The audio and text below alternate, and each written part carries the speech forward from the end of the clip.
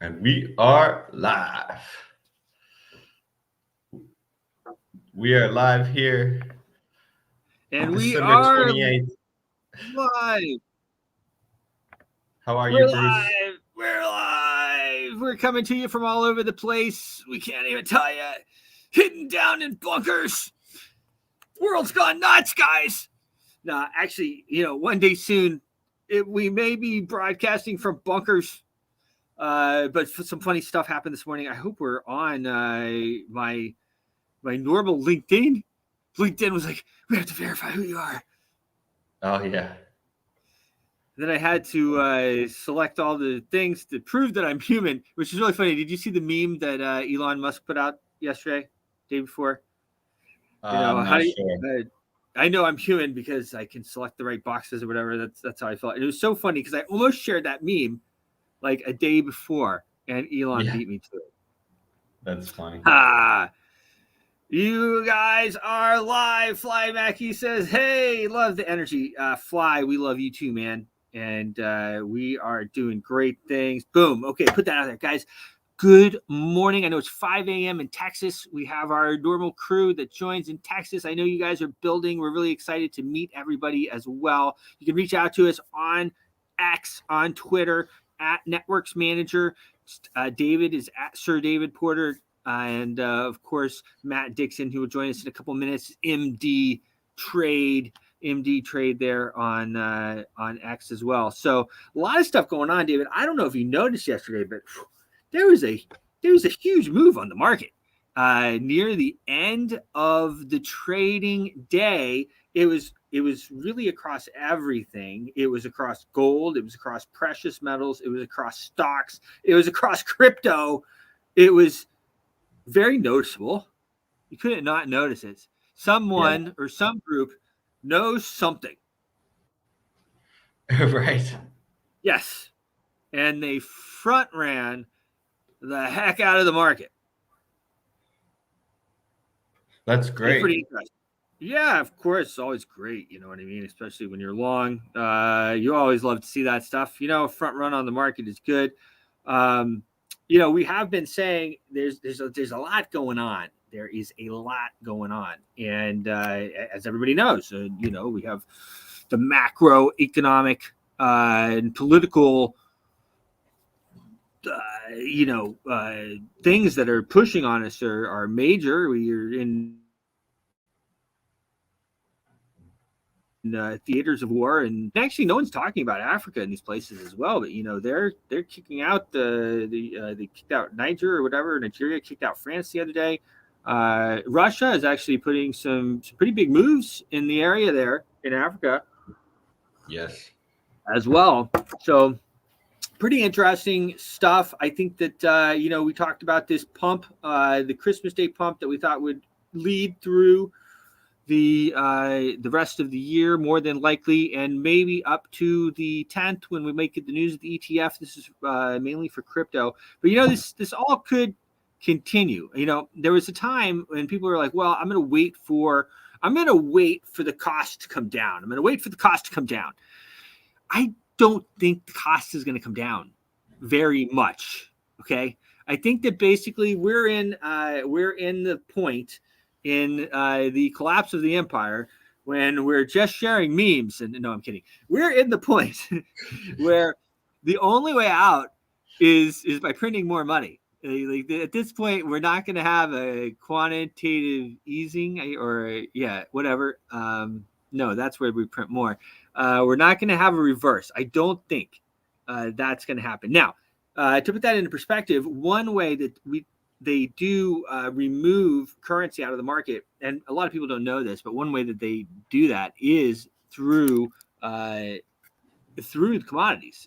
But we just kind of went through that a lot too. And what they'll do is they'll have the commodities they'll pump the commodities very high, and then they'll drop the price, and then they'll buy the commodities back, and then the money in between that is basically gone from circulation. A lot of people don't understand how that works, and understandably, it can be very tricky to understand how all this stuff works. But but I think we're past that point. I think of course, we may have some, markets go up and they go down, but I don't think if you're waiting for the house to get cheaper, if you're waiting for the car to get cheaper, if you're waiting for Bitcoin to get cheaper, or Global Boost or Litecoin or any of these other ones, XRP, I don't think they're going to get much cheaper in this cycle, at least. Now, they we can move around. Okay. And that's where the dollar cost averaging comes in. When a dollar cost average, Matt Dixon talked about that the other day. Very strong strategy, dollar cost average. And you dollar cost average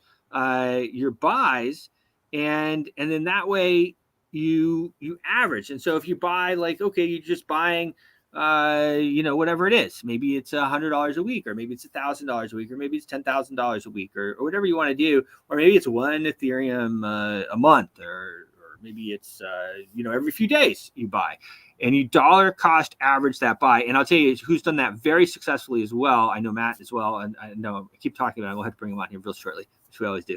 But is Bitcoin Ben, my friend. Bitcoin Ben runs one of the most successful shows. I'm going to actually, I'm sure I'm going to come on a show again here shortly, and I want to have him on this show. But 6 a.m. is it's 6 and 5 a.m. is no joke for us here in the U.S. David, you have it easy there in Portugal. Yes. How's the weather out there? How is Portugal? It's going well. Everything seems to be okay. It's a nice place here. It's not bad, right? It's Yeah.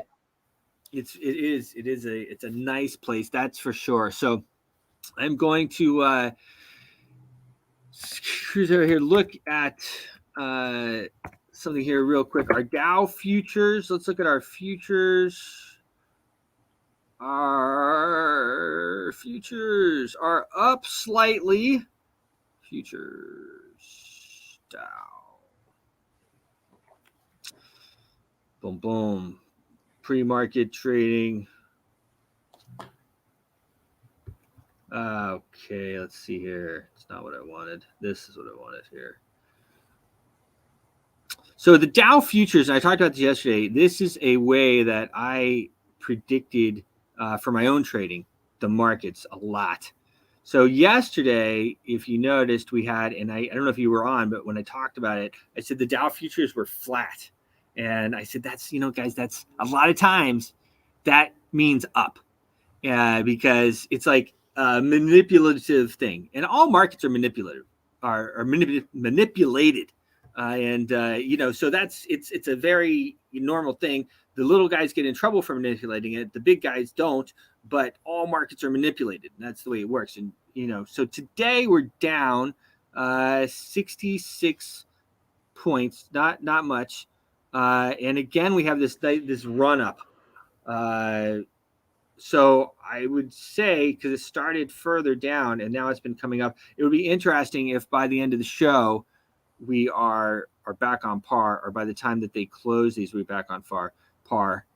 We may have as well have my good friend President Vitt join us in 20 minutes or so.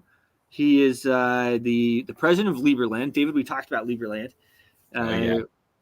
It's a little place in the Danube River between Serbia and Croatia. This guy started his own country. Really, really interesting guy. So we're going to have him join. The other thing I wanted to look at here was some of the other stuff going on. Of course, we have not had a large reaction from President Putin over the ship being bombed. And there were initial reports that ship was bombed by a cruise missile or by the F-16s or something like that. It's unclear, I think, what exactly it was, whether it was an F-16 or whether it was a cruise missile. But one thing seems to be certain, and that it was a new munition or a new way of bombing that they hadn't been doing before. So whether it was an F-16 or was it a cruise missile, that was a big bomb. That was a big blow up, and it absolutely blew up that ship. So, I'm sure some guys were hurt, and we pray for all people. We don't want to see anybody killed or anything like that. So, you have Kim Jong-un overnight as well. He says he's ramping things up in his war machine and the nuclear machine as well. due to unprecedented aggressive actions by the U.S. So, world definitely on fire. Putin is upset. I'm just kind of reading through the stuff here. He said he has ordered revenge raids in Crimea, and we sank the 100 million ship Navaska. I shouldn't even try to pronounce it because I don't know how to say it. So we're going to see a lot of that stuff going on. Of course, same thing heating up there over in Israel and the Middle East. Everybody's fighting with everybody. Not good. Guys, cooler heads need to prevail. Cooler heads sooner or later will prevail. It's just how many people are going to fall before that. And so we really want to protect life. We want to protect the kids. We want to protect the women. We want to protect life in general. And as we protect life, then, that's the way forward. Because the only way forward is together. And the earth is underpopulated by a lot. Okay? Drive around Pennsylvania.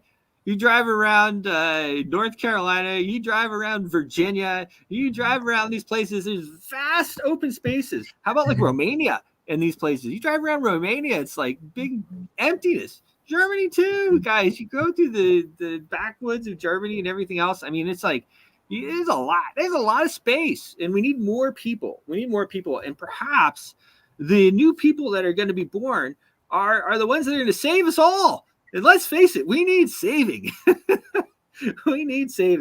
But meanwhile, as all this goes on, high risk assets are continuing to climb, and I do think that will continue. And of course, I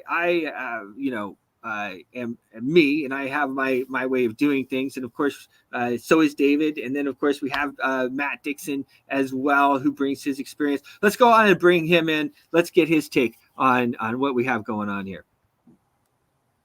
Hey, good morning, everybody. Morning, David. Morning, Bruce. Morning, Matt. Great Good to be morning, with you Matt. again. Nice to see you again. How is it out there? Oh, it's cold and it's wet, but yeah, economically things are looking good for UK. We'll touch on that in a moment. I say looking Nice. good, not quite yes, but we're always forward looking, aren't we? So it's quite interesting what you're saying about markets. They actually, during bull markets, they climb a wall of worry. It's not as though everything is great out there.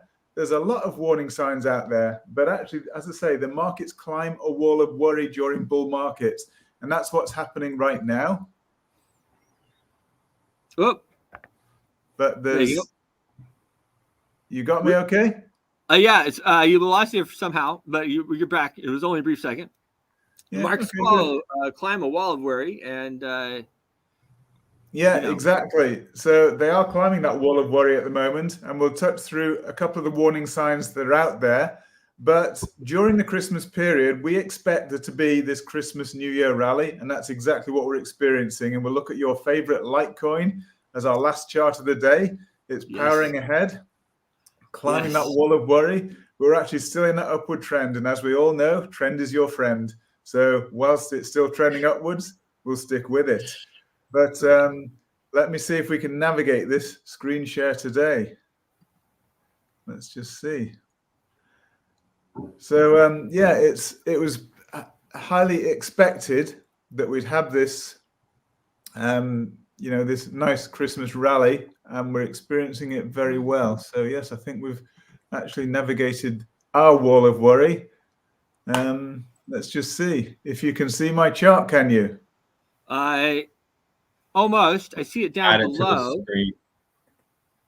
There it is. Oh, we got a yield curve. I think I studied this in university. Yeah, perfect. So if you think about it, if I lent you, Bruce, $100 and I said, I'll give it you back tomorrow, even you probably wouldn't ask me for any interest. You just say, okay, give it us back tomorrow, and that'd be fine. But if I said to you, Bruce, I want to borrow $100 or let's say $10,000 for 10 years, I think you probably want some sort of interest rate on that, wouldn't you?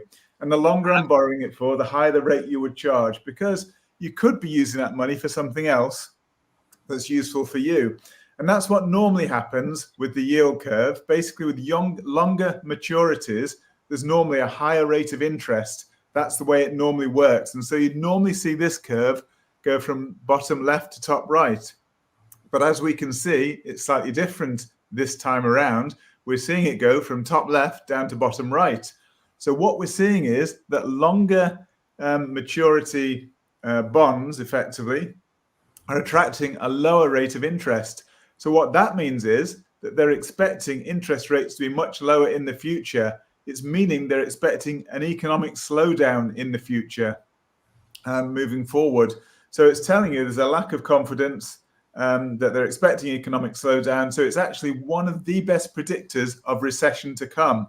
So that means that this is telling us recession's on its way. One of the best signs.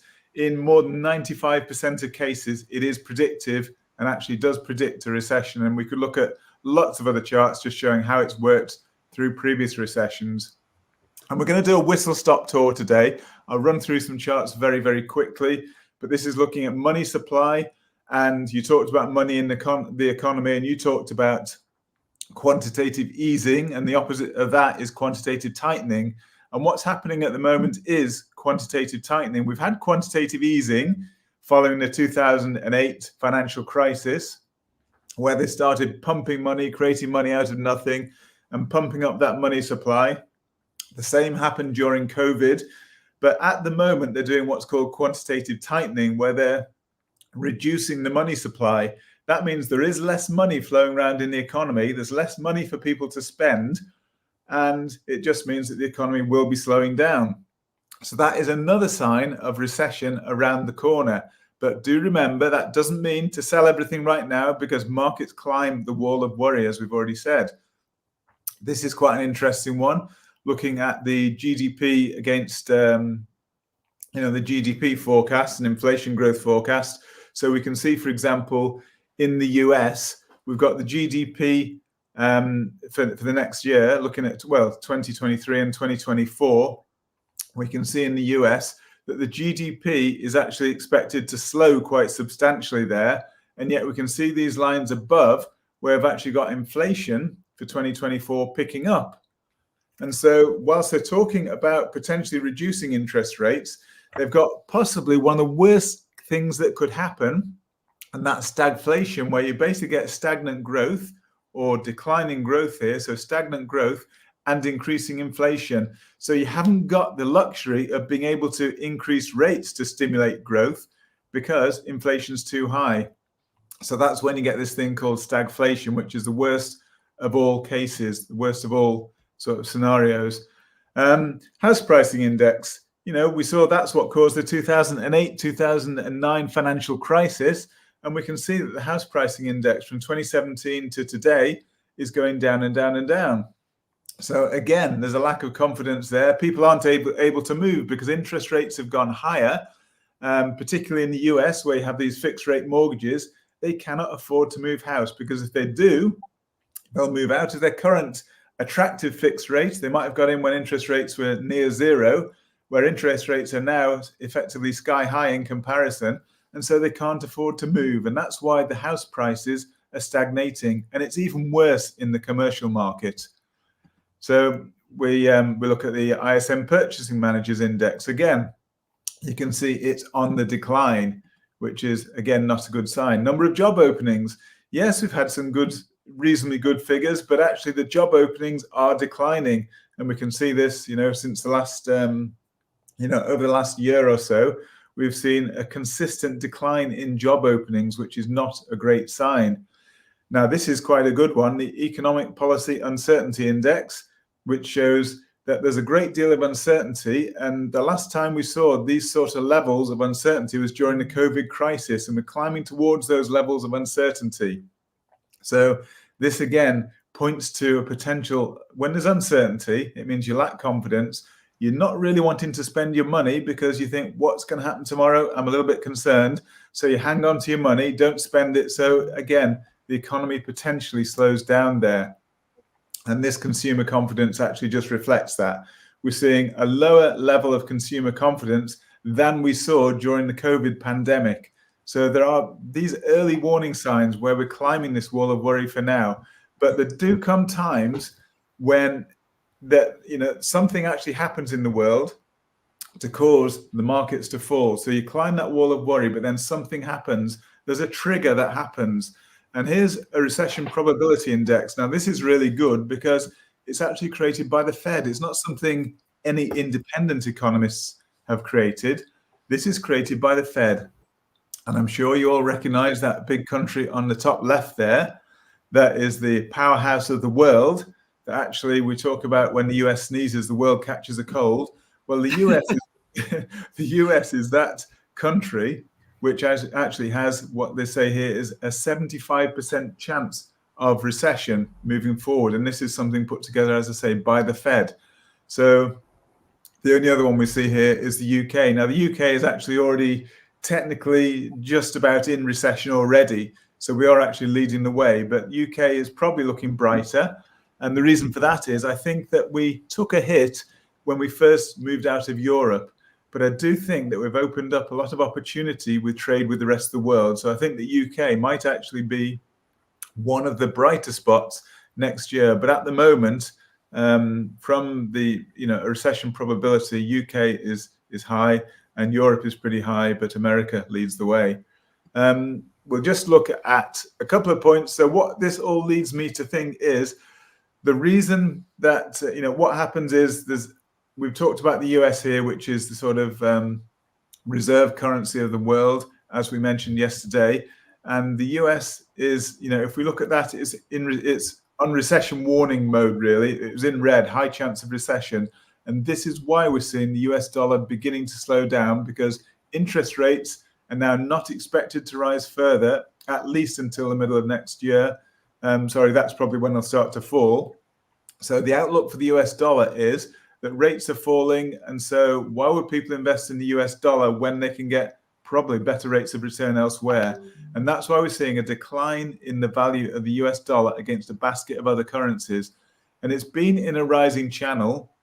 And I do think when economic trouble really hits, it will get back into that rising channel and start to rise again towards the top of the channel. But for the time being, the risks are to the downside for the US dollar, which is actually one reason why the markets are rising, because whilst the risks to the downside, they're not going to be raising interest rates any further for the time being. So people think, okay, they can probably get better rates of return elsewhere in the stock market, for example, and that's why money is still going into risk assets. But if we do see inflation start to tick up again, as we talked about potential stagflation, or if we see trouble in the world geopolitically, whether it be Russia, whether it be North Korea, China, Middle East, wherever it is, then money will flow back into the dollar, and that's what will cause that rise. And this, I suspect, is where we'll end this climbing this wall of worry, and actually the reality will hit of the geopolitical uncertainty will actually come to fruition, and we'll start to see markets potentially turn to the downside when the US dollar starts to rise.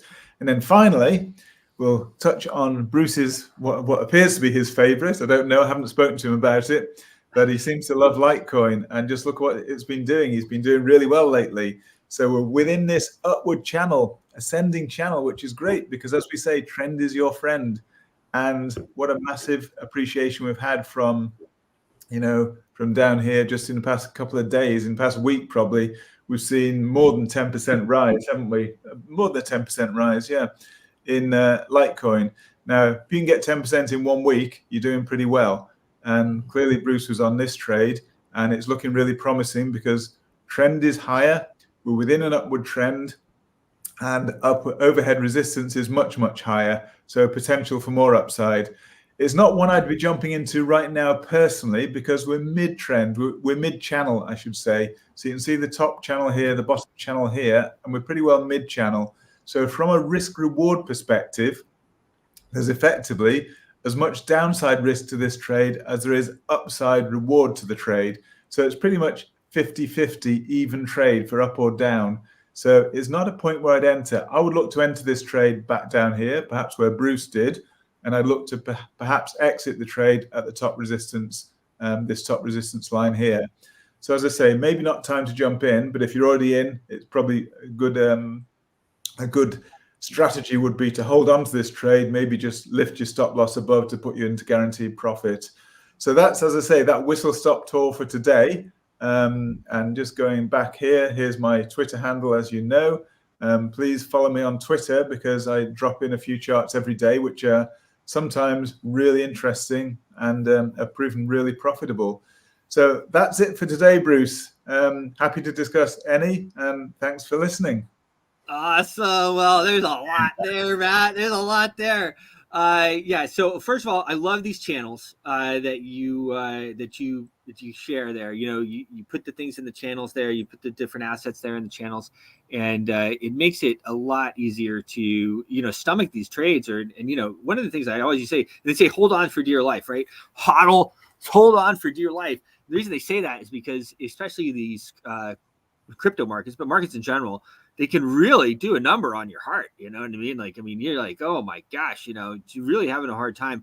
But if you start to break down these charts, it really helps. So I know a lot of people really enjoy it, the charting, and we're going to, obviously we'll continue with that. And that's how we have Matt join us. Just one little thing, Bruce. You mentioned about dollar cost averaging. Obviously, we discussed that a little bit more yesterday.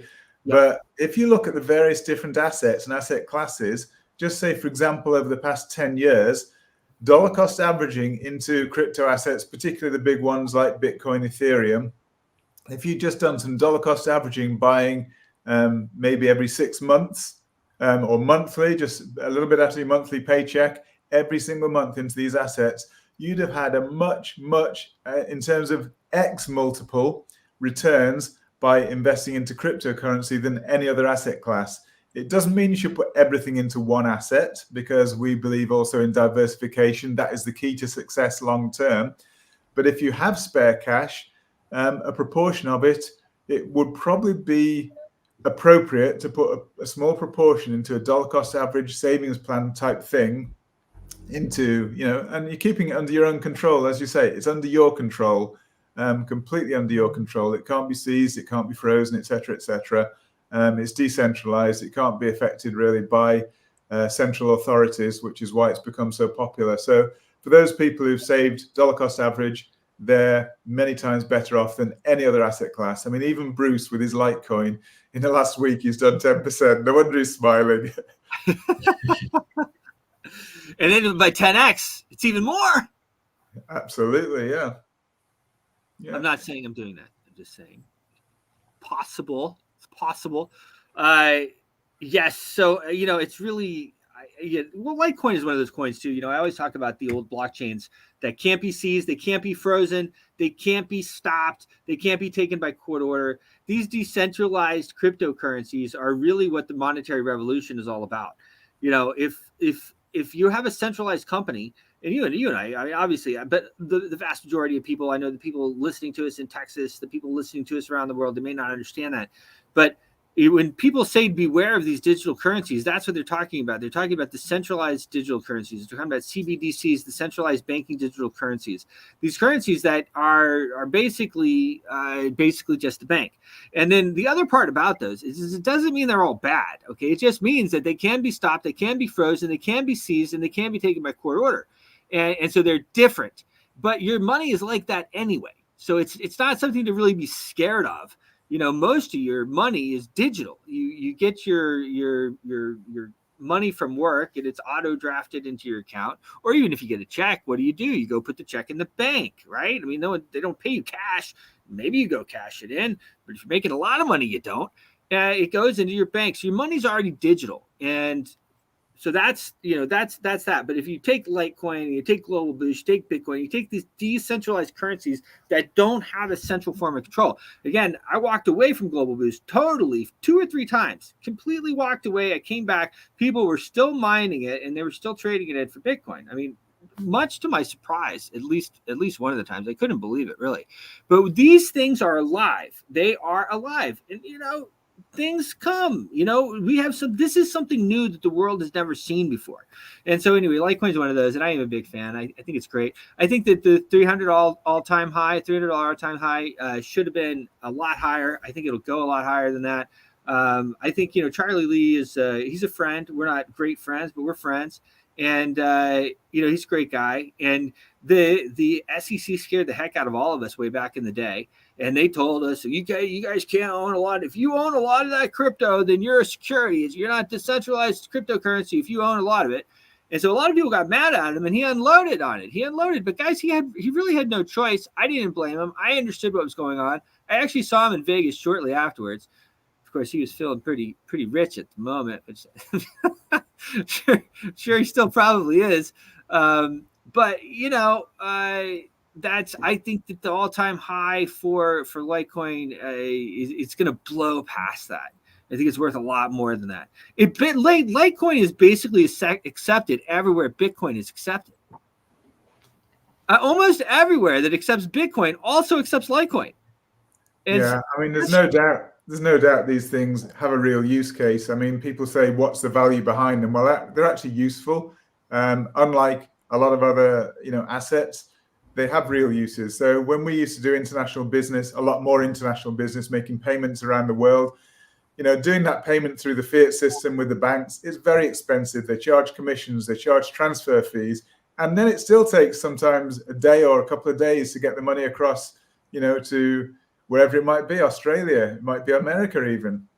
And it takes time till you know the money's there, and we pay for some development work in America, and they say, oh, we haven't got it yet, we can't get started. But now I can press the button with Litecoin, and I can actually see on the blockchain that they've received it almost that very moment, and they need to get to work straight away. So it actually makes business more efficient. So it's actually a big step up in productivity. And there's lots of different use cases for cryptocurrencies which are still being developed. It's still an area of innovation. And because it's an area of innovation, and there's things like the new technologies like artificial intelligence and machine learning are all being interwoven into this new technology, it makes it really exciting. And we might go through some hurdles and some obstacles along the way, as Bitcoin has. It hasn't gone a straight line upwards. It's had all sorts of obstacles and probably will still have. But overall, as we say, dollar cost averaging over a term, it's a really exciting area to be in, and probably would be a mistake to exclude them from your portfolio. Yeah, absolutely. And it's funny you talk about the way business is done. I mean, I remember when I really started doing a lot of business, and going around the world and speaking, and maybe I would represent a brand or something like that. And yeah, I mean, it's so fast. And back then, the favorite on paying people was Ethereum. And so Ethereum was one of my big winners because everybody was paying everybody in Ethereum, and a lot of the developers and the different companies had gotten paid in Ethereum when Ethereum was a lot less. So why not unload the Ethereum, right? They got Ethereum at $60. It was now $120 or whatever, or less, whatever the numbers were. So why not pay? You're paying half, right? And then we would get, and it was so much easier to make deals. So you didn't talk in dollars anymore. You just talked in Ethereum coins. Well, that'll be 60 Ethereum, or that'll be 10 Ethereum, or that'll be 100 Ethereum. And it made it easier. It made it so much easier to close deals. And it was so fast. And they would send it or they wouldn't send it. There was no, I'm waiting for the wire. Oh, there was no, oh, it's coming, guys. No, like you either sent it or you didn't send it. Oh, you need to wait till you get to your desk to send it. Okay, great. Hey, I didn't get it yet. Did you send it? Okay. And so it changed everything. And actually it's been interesting. And I know I rail against the banks all the time, right? Because the central banking system is really what is running our governments across the world. And people are starting to wake up. Guys like myself running around the world, the henny penny, the sky is falling, but it is, guys. Our governments are being run, not by us, but they're being run by the central banks. But it was almost been surprising for me over the last decade that they didn't become insolvent because it took so much of a slice of the pie away from them. You could send $500,000 across the wherever with the click of a button, and it was peanuts. I mean, it was nothing really. So that was really interesting. So a couple of things I wanted to talk about that you mentioned, Matt, because of course, very important stuff. So one, the housing market, the three things I really wanted to touch on was the commercial markets, the housing market, and the tightening of the money supply. So the housing market is exactly like you say here in the US. I feel so bad for the young people that don't already own a home and didn't lock in a rate or have it paid for. Because if you want to buy a home right now, it makes you cry, because the money supply, and this is where I wanted to come back to the money supply too, because the money supply is still very high. I understand they're trying to tighten it now, but it's still very high, and so the prices have continued to go up. And the kids are sitting there, these young millennials and I don't know what it's called, the generation younger than that, the Zoomers, I think, or something. But that's a great name. But they're looking, they're okay, well, the prices will come down and the interest rates are so high now, and I'll just wait. And so they've been waiting for a few years, and they're looking, but the prices aren't going down. The prices are just going up. Why? Because I think that we're in this point in the history of our fiat currency where we can't really do much tightening. I think we still have to just keep printing in order to save ourselves and to get out of the try to pay off the debt, which is what you mentioned over the last week or so. But yeah, the housing prices, it's just continued to go up. If I had to buy a house right now, I think I would just rent for a little while. But then you say, well, wait, if the prices are still going up, then how do I get out of this mess? And interest rates, yeah, okay, they come out, the Fed, and it's dovish, as they say. It's dovish, right? That's how they say it now, instead of hawkish. Hawkish means rates are going higher. Dovish means, that. And then we'll touch on the commercial markets a little bit later. But think about that, Bruce. Just, we're talking about growth rates which are declining at the moment, and we're talking about inflation rates still above 3%. And the target for the Fed is supposed to be 2%, and yet they're not raising rates. And we've said before, why are they not raising rates? Because they want to inflate the debt away. But what it's actually doing, the big problem of what it's really doing, is it's taking money out of ordinary people's pockets. If the growth rate is slowing and inflation rate is higher than the growth rate, in real terms, exactly right. Taking the money. Exactly. And that's by design. They're doing it on purpose. They're taking the money from you. They're not, the guys with the millions and hundreds of millions of dollars are fine, but they're taking the money from the actual people who are going to the 9-to-5er and wondering how they're going to pay this extra money because the bills keep getting higher. Yeah, and you're right. It's actually just a reallocation of money, but unfortunately, it's away from ordinary people and it's to the wealthy, because they're the ones who will pick up the assets when the prices fall. And as I think you mentioned yesterday or the day before, about, in the 1930s, the 29 crash, that money actually came out of ordinary people's pockets. And yes, some of the wealthy were hit, but an awful lot of wealthy people did actually manage to pick up assets at rock bottom prices. And that's what we again mentioned the other day. Warren Buffett said, when there's, this was Baron Rothschild said, when there's blood on the streets, that's the time to buy. And Warren Buffett used exactly the same ethos in his investment strategy, one of the most successful investors of all time. And he was basically saying that when people are fearful, that is the time to buy. Unfortunately, what happens is with the retailers, the ordinary people, they actually are buying when the markets are sky high, as they are right now. But this is probably the time. Yes, we'll probably see a little bit higher in the markets, but at some point that will reverse. And that's when the people with the real money will come in, when everyone's unloading their assets. Prices are rock bottom, they'll pile in. So it's good to make your money, make hay while the sun shines right now, but then do make sure you store some away for when the prices do fall. You can actually jump in and pick up some of those assets and be like some of those richer people. Just try to follow what they do, not what they say. Right. I'll tell you what, did you see that speech by the El Salvador president when he talked about that? We want to be like you, so we can't listen to what you're saying. We have to act like you, not listen to you. And I'll tell you what, he's selling citizenships now for $1 million. $1 million for El Salvador. I mean, I loved it. I'm really a fan of the guy. I don't want to talk bad about him or El Salvador, but I mean, this place is not known for being a safe haven or anything. You know what I mean? Lots of stuff go on in El Salvador. He's turning it around. Amazing thing. But yeah. And I assume you can pay for these citizenships in Bitcoin. Sure, you can pay for the citizenships in Bitcoin. And actually, if you set yourself up nicely with Bitcoin, it might be a really good way for you to diversify. So keep that in mind. That's pretty interesting. Now, one thing that nobody really talks about is this commercial housing market, and it's something that I've been saying for a long time. We have what we call the Dulles Corridor here in Virginia. I'm in Northern Virginia. I know we're live on local stations there in Texas, on TV as well as worldwide. But I'm in Northern Virginia, Washington D.C. It's all kind of connected. I was living in D.C. for a long time, but and then I got married and have kids and all that stuff. So, but this Virginia corridor, the Dulles Corridor, is full of empty buildings. It's full of empty buildings, and as well, DC has a lot of empty buildings too, and as well, New York has a lot of empty buildings. Now, what they've done to New York, and my friend, Lead Pro, as I call him, Randy, he's a good friend of mine, and we work together quite a bit. You know, Randy. He predicted it years ago. He says, Bruce, you know what they're going to do? Said, I know what they're going to do.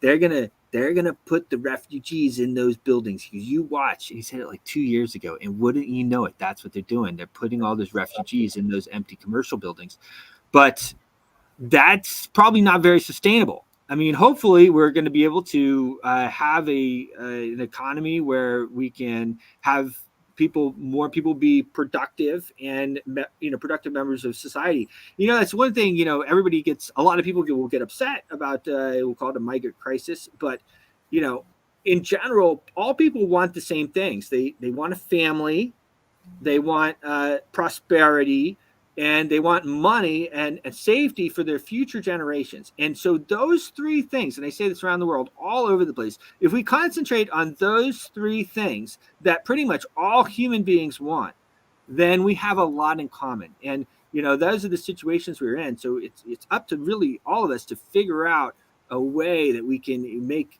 these people productive members of society, because they do want the same things. People want the same things. And so we have to focus on that. But yeah, pretty interesting. I mean, the commercial market is, and then what will the crash look like when there's this much money out there?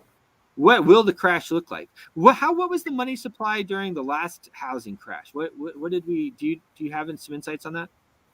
Well, it's actually quite interesting because there are a lot of warning signs out there. So I actually did some talks around the Middle East at the time, talking about the impending crash that was coming, and a lot of people in the audience were saying, why is this going to happen? What's the warning signs? And do you remember those ninja mortgages, no income, no job applications? Fake mortgage, people faking their mortgage applications, basically. But it wasn't so much the people, they're being led by the institutions. And then they're collateralizing all of this debt, putting them into these collateralized debt obligations and selling them off even to governments around the world.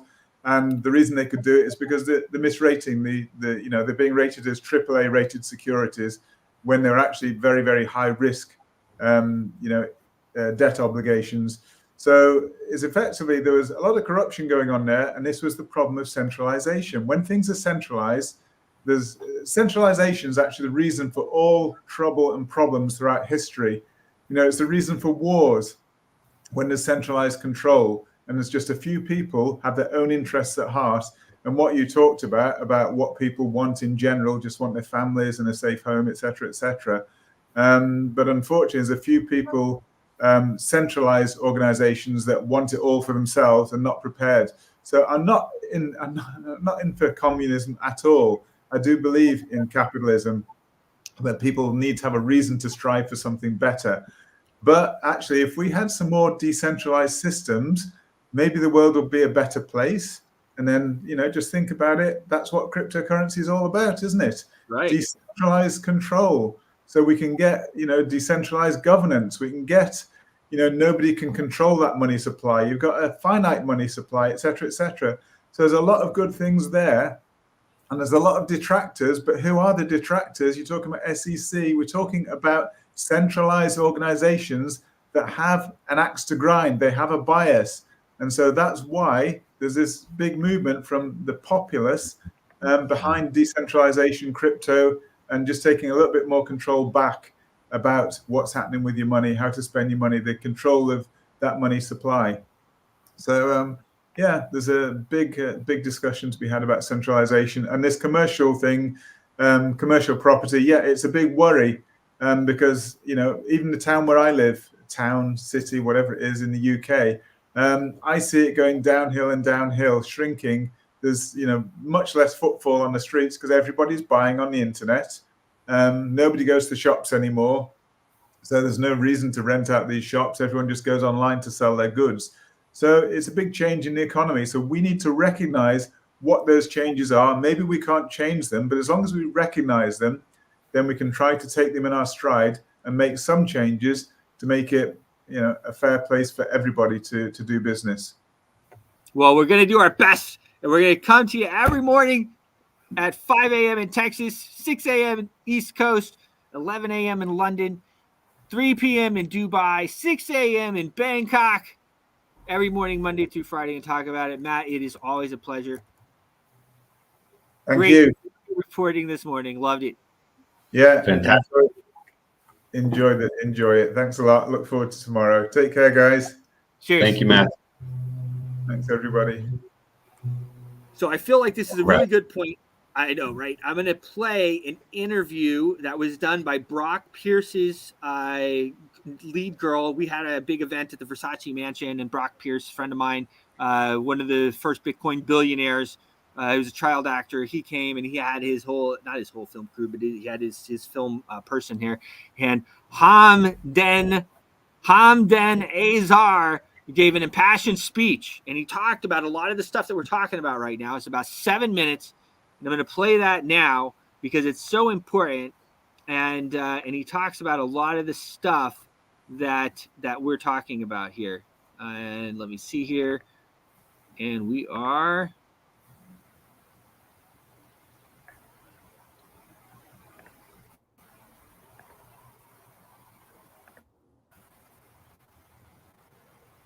Sharing? Almost? Yeah, it's sharing. It's loading. Okay. Or it looks like it should be loading. Talk about blockchain and politics and what's it like? Like, since you know a little bit about being an incumbent in Facebook. That's Nick Spanos beside him. What is the idea behind I think it depends on. We're at the confluence of two very powerful trends in human society. One is that people generally don't understand technology. Blockchain especially, most people don't understand it. And that ignorance is something we confront on a daily basis. Now you pair that up with the fact that you have politicians who are in the business of not understanding a lot of what's happening in the world, facing a technology like blockchain that has the potential to radically alter the course of the world. Our friend Austin Alexander likes to say blockchain is the single greatest invention of our lifetime, probably even the past century. The world has never seen anything like it. And the world is struggling to understand what this means. And I think something I've learned from Nick Spanos is that we are entering a phase where we're going to see the largest, most powerful entities in the world rapidly adopting blockchain. And we're already seeing that. We're seeing the biggest banks, we're seeing the biggest corporations, we're seeing governments, we're seeing government bodies, all of whom are creating blockchain working groups and creating blockchain labs. And a lot of people are happy because they think this lends this field legitimacy. We're justified now. Yeah. For like fighting all these years. Yes. Right? Yeah. Because Nick says that when Bitcoin came to New York, it was something that was done in the alleys. People were hiding in corners and street corners, and they were trading Bitcoin with themselves right behind West 5th Street, right behind Washington Square Park, right behind Union Square Park. It was something people were ashamed of. They were hiding. And the Bitcoin meetup in New York City used to meet at the Whole Foods. That was the one place that hadn't kicked them out yet. And they would come in the Whole Foods. There was a salad bar. They would buy like a $4.99 little box of salad, and they would sit there and trade Bitcoin. And then all of a sudden, seemingly overnight, not even 5-8 years later, the biggest entities in the world have embraced this new technology. But I think we have to be very cautious about why are they getting into this? What are the original guiding ethos of this technology, and how do we protect that ethos? How do we preserve that ethos? Because this same technology that people had thought could free them is actually ending up imprisoning them. That's what we're seeing in a lot of countries in the world that originally were very excited about smart cities. A lot of people are realizing smart cities is a code word for surveillance cities. Yeah. It's a city where everything you do, every step you take, every dollar you spend, every pack of bubble gum you buy, every phone call you make is monitored in a central database, and it's being used against you. It's being used to curtail human freedoms drastically. And that's the risk we are all facing. That's sort of the elephant, that's the giant in the room, that this incredible new technology could be used to surveil us and to dominate us like nothing we have ever seen in the world before. So I think we need to be vigilant. We need to stay in the vanguard and remember why we got into this, because it wasn't to get rich. A lot of us got rich. That's great. But that's not why we got into this. We got into this because we wanted to make the world a better, freer place. And that's the struggle we're all in. And we encourage all of you. We commend this community for being at the vanguard of this movement for human liberty and human freedom. And that's the journey we're all on. Can you name a few things in how we protect this ethos? You mentioned a little bit earlier that we must protect this ethos. Just give me a couple of examples of what you have in mind and how it exists. I think at the very least, we have to keep telling ourselves these stories of what it was like in the early days. What was it like when we had to hide who we were? What was it like when we had to do this in the alleyways? What was it like when we were ashamed of telling our family members and our friends and our bosses what we were doing on Thursday nights? Is going to Bitcoin meetups. Because like Bitcoin, we heard that's for drug dealers. And a lot of people still believe that. But now all of a sudden, Bitcoin, we heard you become a billionaire doing that. That's actually just as bad, because it hides the fact the reason we got into this is to protect ourselves from governments and from big corporations and from needing powerful middlemen to live the course of our daily life. If I want to buy a coffee from a coffee shop, why should I have to transact with this powerful global banking system? That if I want to transact with it, that should be great, but I shouldn't be compelled to do so. And that's the alternative future that Bitcoin imagines. That's the alternative reality that Bitcoin presupposes. It says that technology should not just be used to surveil us and to control us. Technology can be used to give us new freedoms, to allow us to act in free ways that we've never been able to act before. And I think it's vitally important that we preserve that. And talk about Nick's work in government and the impact of that. Who would you be essential to? Yeah, I mean, Nick Spanos is definitely seems like a rebel at first glance, but I think he's done tremendous work for the State Department going back to the 70s or 80s. He gets very he doesn't like to admit it, but he did a lot of Nick does motorcades, he does advanced work. Nick works for the Pope, the Greek patriarch in Constantinople, the ecumenical patriarch Bartholomew, his All Holiness. Nick has worked for him for many years. I think Nick Spanos is one of a kind, because you meet him and you're like, this is a guy who grew up in a garage and he's a mechanic and he also does real estate. Maybe he shows apartments, but that's like not even true. None of that is true. That's just a facade. And you dive a little deeper beneath the surface and you see this is a guy having cigars with Fidel Castro. This is a guy taking Gorbachev on his first tour of North America and Europe. This is a guy who has been really, I don't want to say, not like Forrest Gump. Forrest Gump was just an innocent guy who ended up in world history. Nick Spanos is a legitimate power player who has been in the greatest scenes in world history. And here's a man who he could be sitting right now having cigars in Venezuela or in Moscow or in Washington, D.C. at the White House. But he's here in Miami. He's here teaching people about Bitcoin, about blockchain, because he believes that this is important. This is powerful, and the world needs this. The time is now, because if we don't free ourselves with the blockchain and with Bitcoin, the future is going to be a dark, dark place, and we don't want that. The future is bright. We were born free, and I think we owe it to ourselves to stand up and to embrace our destiny. It's so close. We're almost there. Wow.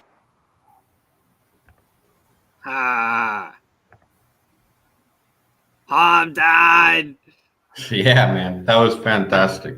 It really was, and it was one of those things. Nick and I, we talked about it a few times afterwards. A lot of times it's the moment, right? And he felt that moment, and so that was, if you could see, that was outside of the Versace mansion. Nick Spanos had an award on his chest that he was wearing. We were very honored to give Nick Spanos the award of the Washington Elite. Washington Elite is a brand that we have had for many years. We've talked about it a couple of times. WashingtonElite.com. We throw charity events. We throw galas. We've done a lot of wonderful things for the autistic kids, for the blind veterans, and other visually impaired people, as well as raised a lot of money and stuff like that. So pretty, it was interesting what he said, and that was if we don't use, and this is something I've said, and then Nick Spanos has said, and you've said, but if we don't use the decentralized blockchain to free ourselves, they're going to use the centralized blockchain to imprison us. And that's really where we're at. And, this guy, Andrew Tate, said it as well on his interview with they had when they brought back Alex Jones. He said, look, guys, people ask me, why don't you just go drive Ferraris and, bow out and just let everything go on? And, this is the war is going on, guys. This is going on. This is what's happening right now. The world's on fire. So you can either hunker down and hide, or you can be a part of it. But you're supposed to be a part of it. You're here for a reason. We're all here for a reason. Every single 7 billion, 8 billion people on this earth, we're all here for a reason. We have a specific reason that we're here. And it's up to you to figure it out. And we can help you if you want to figure out what that reason is and how you make a difference in the world. But you're not supposed to be hunkered down. You're not supposed to be hunkered down. You're supposed to be saving the world and making a better place, making a family, okay, making prosperity, and making it safe for the future generations. And that's how we prosper. And that's why when guys like Elon Musk and these other guys talk about how we all need to have more kids and we need to increase the population and everything like that, that is the growth strategy. That is the way forward. And that's how we win. And that's how we save ourselves. And that's how we save our kids and the future of humanity. And guys, finance is very important, okay? Hard to do without the resources that we need. And the paper money that everybody's thinking is the resources is not the resources. It's a tool. We can use it. You need some of it. But having assets that are not so easily diluted is going to be very, very important. It is very, very important as we move forward. So President Vitt and I went back and forth a number of times this morning. He is President Vitt. He's the president. Okay. So hopefully I'll get him on tomorrow, if not next week. President Vitt and David and I and the rest of the Porter family, we have been friends for a long time. Of course, I got the Medal of Merit from Lieberland and from President Vitt before. So we'll have him on. But yeah, he's President Vitt. I saw they were out there on the island as it was. And I am very interested to get an update. It's been a very interesting year, I feel like, for Lieberland. Yeah, it looked like they have been doing a lot of work there and trying to settle in and dodging in between people trying to stop them. And the people trying to stop them even came on and took their bicycles away and did things like this. Yeah. So he's in there. I know. Talk about trying to have a peaceful revolution, right? There you have President Vitt setting up a country in old Europe, right there. Yeah. It is Lieberland's. It's recognized by the UN and everything else, and even Croatia has recognized it. Serbia has recognized it. So it's interesting that you have these factions, it seems like, coming in. So it'll be really interesting. We won't go on about it too much. We'll let him talk about it. But I am really interested to have him on. If we don't have him on this week, I think next week we'll be able to get him on. We've interviewed him a number of times. And he's always a good time. And of course, we had him speak at our very first Washington Elite Summit here in Washington, D.C. It was a really whole lot of fun. So, David, I mean, we have again had, I think, another great show. I think one of the best ones yet. We keep getting more exciting and more interesting. What are your thoughts? Yeah, you really did a fantastic job today. You took it away, and Matthew Dixon's information was par none today. So yeah, great job, Bruce. Thanks, man. Great job, David. Yeah, thanks. So yeah, Bat was on fire, wasn't he? He really had a bunch of great information for everybody. This is the stuff that we all need to understand. And when he talks about taking the money of the supply out, we're going to continue to talk about that. We're going to bring that home. One of the ways they're doing that is by rate. They raise the interest rates, and that, of course, brings the money out of the economy. But anyway, guys, love you. It has been a pleasure. Goodbye in Texas. Goodbye around the world. We love you guys. See you soon. See you tomorrow. Ciao. Your voice is powerful. When combined with social engagement, it's a force for change. Decentralized media paired with free speech is the catalyst for an empowered world and a unified, invaluable ecosystem. Join Global Boost, become a champion of free speech, and help to reshape the future of media.